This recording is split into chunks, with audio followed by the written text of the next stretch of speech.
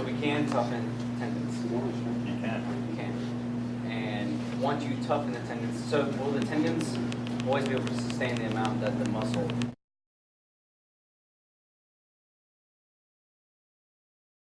Good point, and that's why we have to cycle through these phases, and we're going to talk about this afternoon.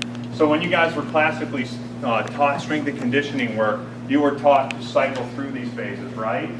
So you take a client, you would take them strictly in a hypertrophy phase, right? And then you would strictly take them into a strength phase, right? And then you would give them a little bit of maybe some power work, but then you would give them an active rest phase, right? So we would take them through these cycles, and the importance of these cycles is to do what? It's to constantly influence different levels of that. But I'm going to add to you that we need to do a connective tissue adaptation phase in that cycle. So when you guys are classically taking your clients through your pre-programmed yearly phases of exercise, you're going to add this connective tissue adaptation phase because we need to constantly be worrying about adapting the tendon to the higher loads until they reach their genetic potential. Right? Yes. So great question, and we need to always be mindful of any tendon in the body. It's not just the rotator cuff. Today we're specifically talking about the rotator cuff, quadriceps tendonitis, Achilles tendonitis, any of them. We have to constantly be worried about it. So as we're adjusting loads, making things heavier, making things harder, adjust the load to adapt the tendon. So another thing I was going to ask you guys today, later on, you get a shoulder with inherently, you get a client that comes to you and they got a really tight shoulder. Really tight. They got a rotator cuff problem, and have you guys heard of adhesive capsulitis? You know, where they can't even move their arm. Their arm's stuck to their side. Why? That was one of the first clues that got me walking down this track to start to research this stuff more. Why? What is it? Why is it happening? Hey, why is that show on? It's a screensaver. Oh, okay, good. Okay, I hope you guys enjoyed the light show there. Okay, why does the shoulder get inherently tight?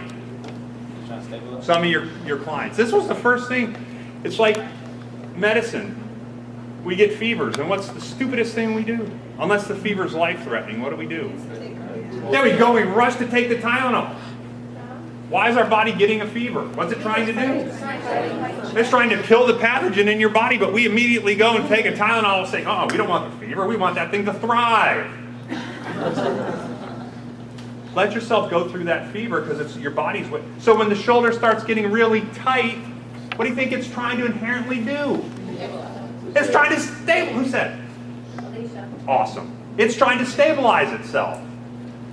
It realizes that the rotator cuff is problematic, the rotator cuff is not functioning right, and it says, I'm going to tighten up the connective tissue around the shoulder, and I'm going to tighten it up because if you're so stupid that you keep trying to walk up the finger ladder and you keep trying to stretch behind your back with the towel way up here, I'm going to inherently keep tightening it up until you can't do it anymore.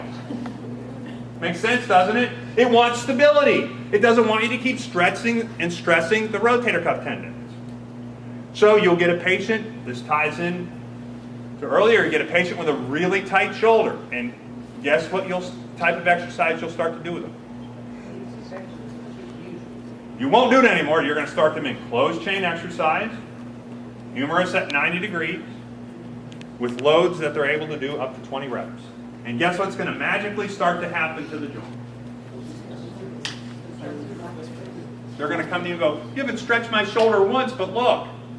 You go, you see how smart I am? Now, if you can't get somebody's arm up into that position, if they've kind of frozen to that point where they can't really put it here. Great question. Most people will be able to attain this position to start into push-ups, inverted rows, those kinds of things. That tied into getting into your question later. That tied into your question later this afternoon. So you would start them wherever they could start. But as long as you start to give stability to the joints with the closed chain in that position, the rotator cuff tendon says, I don't have to work so much. Then it starts to get a little bit healthier, and then the connective tissue, the stuff just starts to automatically relax. What, does anybody know the natural course of adhesive capsulitis? So you go to see your orthopedic surgeon, you got a tight shoulder, they diagnose you with a frozen shoulder. The natural course is what? This was another thing that was an aha moment for me. The natural course of an adhesive capsulitis is up to 2 years. Why do you think it takes so long for your body to spontaneously begin to let go of a frozen shoulder? What had to heal? And how long do tendons take to heal? Because you guys are smart. Tendons take a long time to heal because they don't have, and because they don't have blood supply, it takes a long time to heal, so the shoulder stays tight, and then when the tendons have healed, guess what magically starts to happen? Mobility. And then we go and we say, well, I don't think therapy is going to work because therapy has a very poor outcome with adhesive capsulitis. Just give it time and it'll go away. Natural course, your goal is to get people with a tight shoulder better in front of that time frame. That's what you guys, and you're going to be able to do that with this stuff. You said the natural time period is Up to 2 years for an adhesive capsulitis. In my opinion, this is my opinion, but the prime cause of adhesive capsulitis is the underlying mechanism of this poor rotator cuff function. And the shoulder inherently begins to tighten up to try to stabilize.